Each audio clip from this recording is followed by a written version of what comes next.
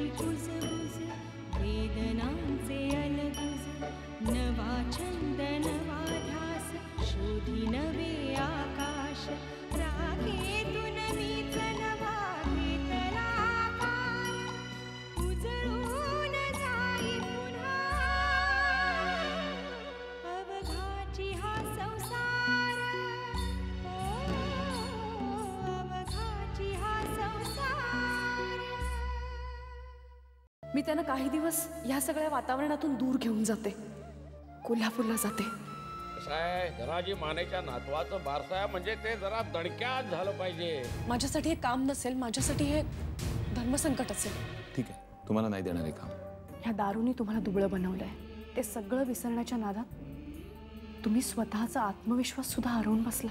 माझ्यासाठी माझं घर आणि माझा संसार यापेक्षा मोठं काहीही नाही। मी करेन मॅनेज,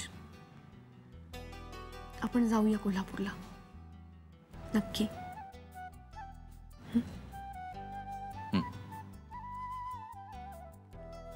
तुम्ही चहा घ्या, मी नाश्त्याचं बघते।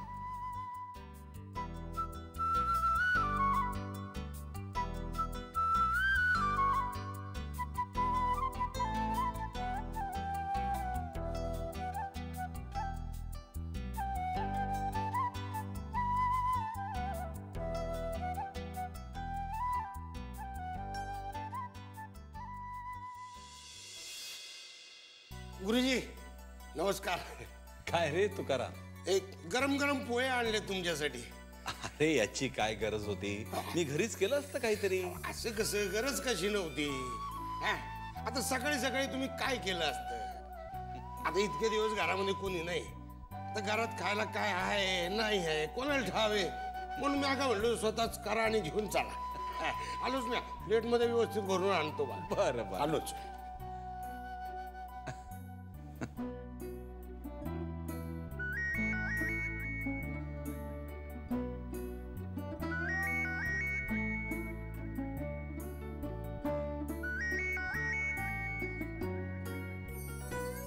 हॅलो हॅलो, हां मोहिते गुरुजी का? हो बोलतोय, आपण? नमस्कार, मी श्याम खरात डाकवेवाडीहून बोलतोय। मला तुमचा नंबर माधव पाटलांनी दिला होता। माधवरावांनी? बर बोला बोला। गुरुजी, तुम्ही डाकवेवाडीला शाळा पुन्हा सुरू केलेत, त्या शाळेत मी आधी शिकवायचो,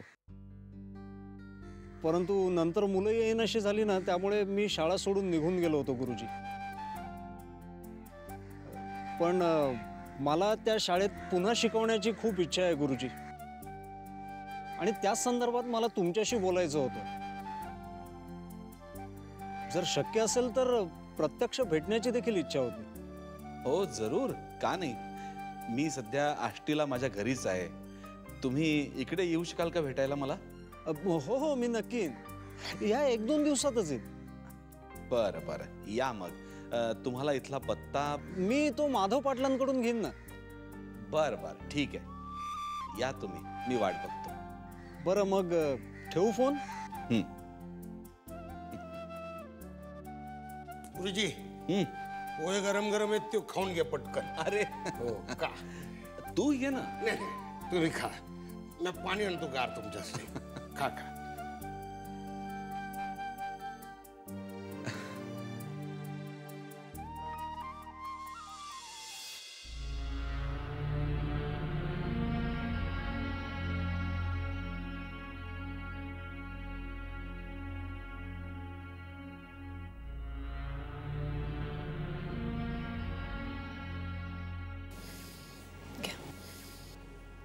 थँक्यू।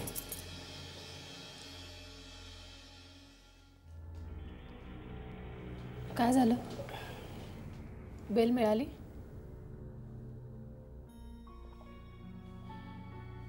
नाही, मी खूप प्रयत्न केला पण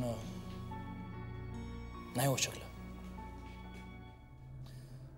तुला म्हणलं ना मी की अशा केसेसमध्ये बेल मिळणं खूप कठीण असतं। पण मग आता पुढे काय करायचं आपण? पुढे काय, आता केस कोर्टात येईल तेव्हा बघू काय करायचं ते. म्हणजे तुम्ही तिची केस हो, मीच तिची केस लढणार आहे.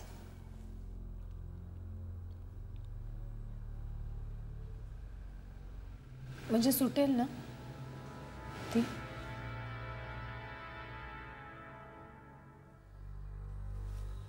मी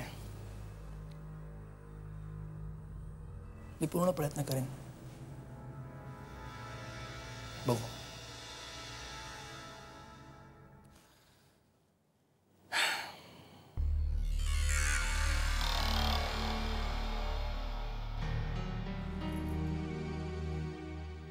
चहा घ्या.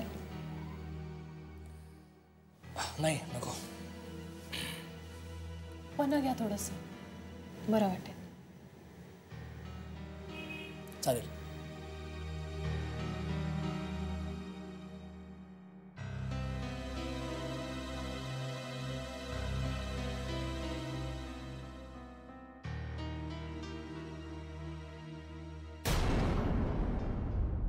काय आधी शाळेत असताना एक तर पचमडीला नाही तर चिखलदऱ्याला, या 2च ठिकाणी ट्रिप जायची आमची. तिकडचे सगळे पॉइंट्स पाठ झालेत मला. हर्षदा, अगं मग कुठे जायचं? आता थकलोय मी. आतापर्यंत 50 ब्रोशर्स दाखवले तुला मी, पण तुझं काही फायनलच होत नाहीये. हे काय तर म्हणे लांबच आहे, इथे काय तर म्हणे ऊनच आहे, इकडे काय तर म्हणे 10 वेळा जाऊन आली. हर्षदा, आपण तिकडे काही देखावे बघायला किंवा वातावरणाचं मोजमाप करायला जात नाही होत. आपण तिकडे का जातोय तर तिकडे आपल्याला एकांत मिळावा. आधी तो एकांत आपल्याला आपल्या बेडरूम मध्ये मिळू शकतो ना. त्यासाठी बाहेर फिरायला जाण्याची काय गरज आहे? अरे आपल्याला चेंज मिळावा, हाही एक उद्देश आहे आपला. ठीक आहे, यावर तुझी मर्जी. तूच ठरव कुठे जायचं ते. तू म्हणशील तिथे येईल. सॉरी. बरं तू सांग ना कुठे जायचं ते? मुंबईला जायचं का? मी पण गेलो नाही तिथे कधी. तू पण गेली नाहीस ना? हा, मग मुंबईलाच जाऊया. हा, तू ठरवलंयस ना आता? विचारतोय जायचं का? बघ तू हो म्हणत असेल ना तर आता लगेच मी. ओके, जाऊ. नक्की? हो नक्की जाऊयात आपण मुंबईला. मी पण बघितली नाहीये कधी, नुसतंच ऐकलंय. मलाही बघायला आवडेल. Yes, done. मी आत्ताच जातो, एजंटला फोन करतो आणि सगळं बुकिंग करून टाकतो. उद्याच जाऊयात आपण. उद्या? अरे तयारी कधी करू मी? तयारीचं सोड ग, ती होत असते. 4 कपडे घे आणि मग होईल सगळी तयारी. तिकडे जाऊन बघूयात काय करायचं ते. एकदा आपण वहिनीशी बोलूयात ना, तिला विचारूयात, मग ठरवूयात काय फायनल ते. ठीक आहे, वहिनीशी बोलू आपण. तरी पण मी एकदा बुकिंग करून ठेवतो. हे बघ, वहिनी नाही म्हणाली ना तर मग कॅन्सल करूया, चालेल ना? ओके, चल मी आलो, फोन करून देतो.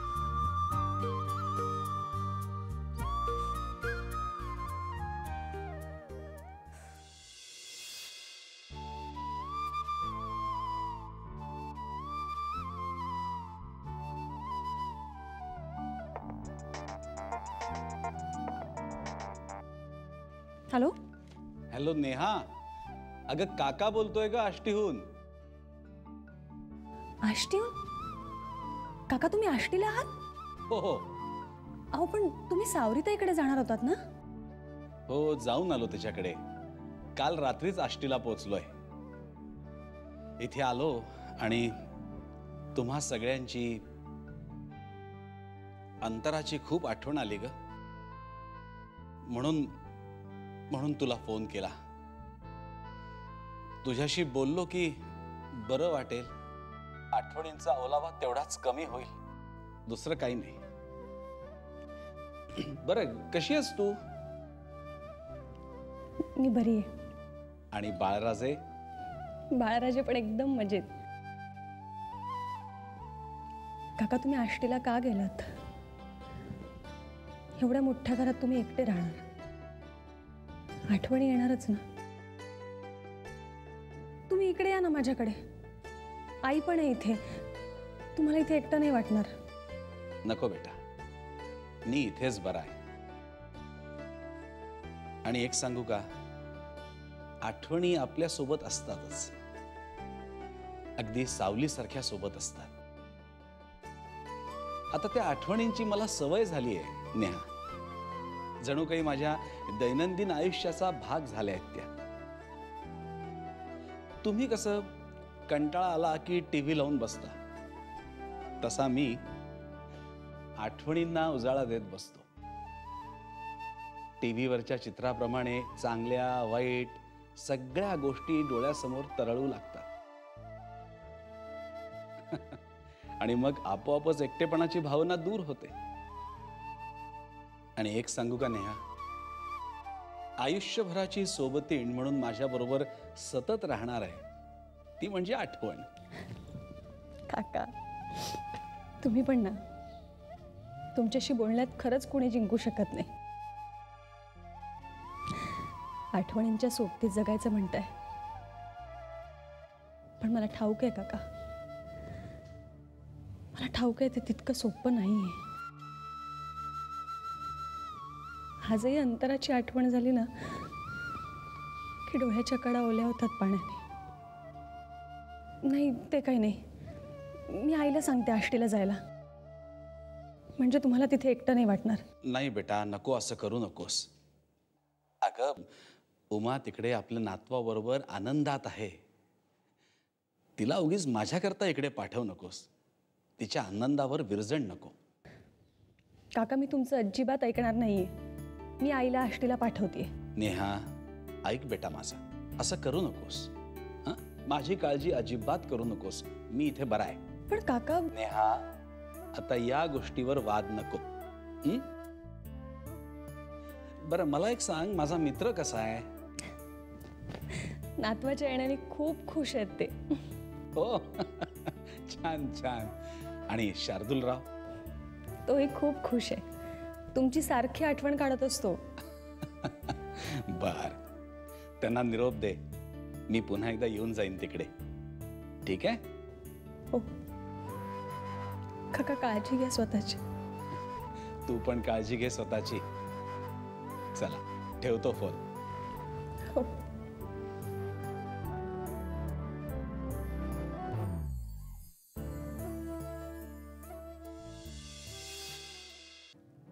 वहिनी म्हणजे आम्ही असं डिसाईड केलं होतं, म्हणजे आम्ही असं ठरवलं होतं की म्हणजे काय?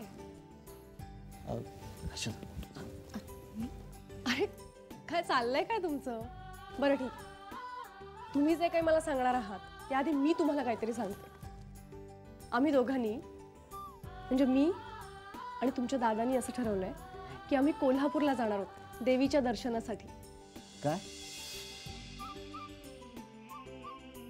काय झालं? काय नाही. अरे आम्ही कोल्हापूरला जाणार आहोत म्हणून तुमचे चेहरे का पडले? हं? वहिनी ॲक्च्युली आम्ही उद्या मुंबईला जाणार होतो. मग मग काय, आम्ही नाही जाणार आता. तुम्ही जाऊ नये कोल्हापूरला. पण तुम्ही तुमची ट्रिप कॅन्सल का करताय? असं कसं वहिनी? खूप दिवसांनी तू आणि दादा कुठेतरी फिरायला जात आहे. त्यात आम्ही गेलो तर देवयानीकडे कोण लक्ष देईल ना? अगं आम्ही देवयानीला घेऊनच जाणार आहोत.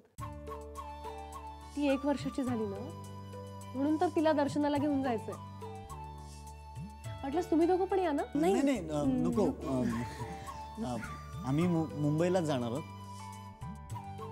आणि कशाला उगाच कबाब में हड्डी. अच्छा.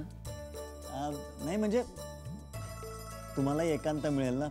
आधी आम्हाला एकांत मिळावं म्हणून का तुम्हाला एकांत हवाय म्हणून? हं?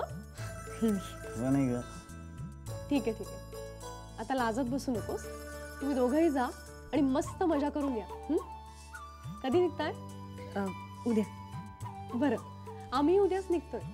2-4 दिवसात येऊ परत. पण खरंच बरं झालं, गेले काही दिवस आपल्या घरात जे काही चाललं होतं ना, त्यानंतर असा काहीतरी चेंज हवाच होता आपल्या सगळ्यांना. चला उद्याच निघायचं, म्हणजे तयारी करायला हवी. आलेच नाही. चला मॅडम तुम्ही पण लागा तयारीला, आपल्याला उद्याच निघायचं.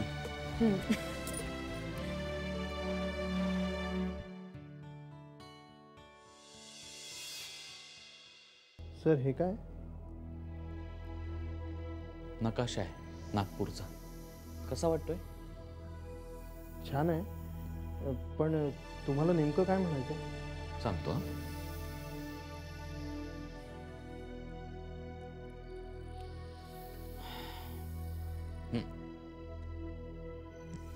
उदापूर आहे.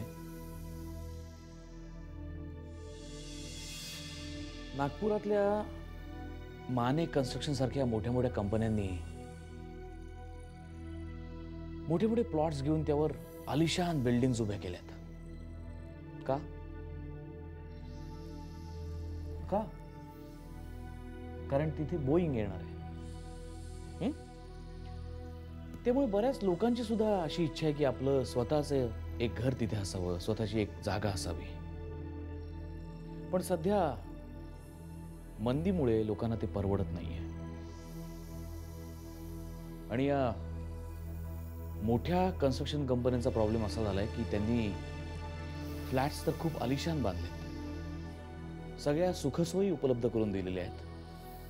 त्यामुळे त्या फ्लॅटचे रेट खूप जास्त आहेत,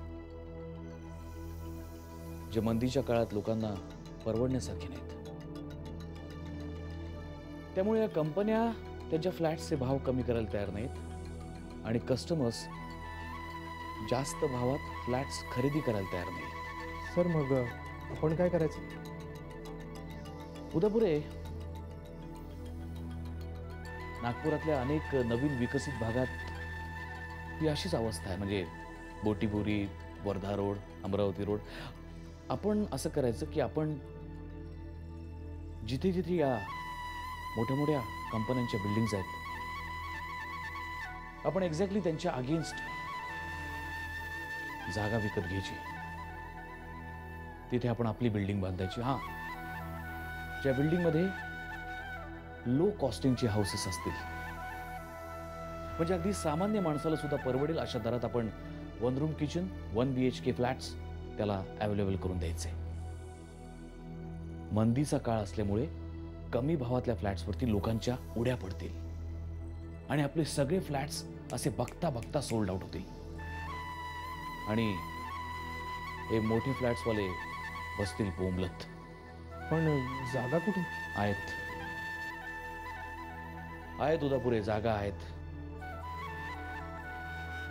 अनेक बिल्डर्सनी अशा जागा घेऊन ठेवल्यात, पण मंदीमुळे ते कन्स्ट्रक्शन सुरू करण्याची रिस्क घेऊ शकत नाहीयेत. आपण त्यांच्याकडनं त्यांची जागा 1 वर्षाच्या टाइम लिमिटसाठी घ्यायची.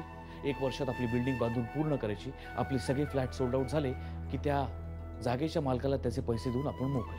पण सर यात खूप मोठी रिस्क आहे, म्हणजे प्रॉफिट सुद्धा कमी होईल.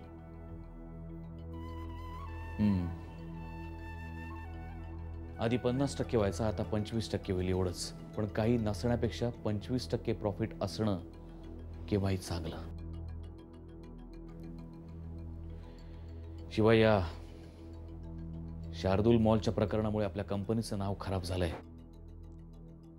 तेही आपल्याला पुन्हा वर आणता येईल या निमित्ताने. पण सर, आता पण नाही. आता पण नाही उदापुरे. आता सगळं कसं पणाला लावून धडक मारायची, आणि अशी धडक मारायची की समोरच्यांचे डोळेच फिरले पाहिजेत.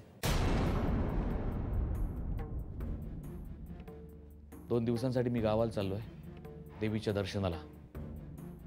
मी येईपर्यंत या नकाशात जिथे जिथे मार्किंग करून ठेवलंय त्या सगळ्या एरियांमध्ये जागांची चौकशी करा. त्याकरता पैसा कुठून जमवायचा ते मी बघेन. हे प्रोजेक्ट माझ्याकरता खूप महत्वाचं आहे उदापुरे. शार्दूल मॉलचं काम हातातनं गेल्यामुळे हर्षवर्धन भोसले संपला असं लोकांना वाटतं, आणि लोकांचा हाच गैरसमज मला दूर करायचा आहे. जे जे माझ्या वाईटावर आहेत त्यांच्या नाकावरती टिचून मला हा प्लॅन सक्सेसफुल करून दाखवायचा आहे. माझ्याकरता हे प्रोजेक्ट खूप महत्वाकांक्षी आहे. ताबडतोब कामाला लागा. येस.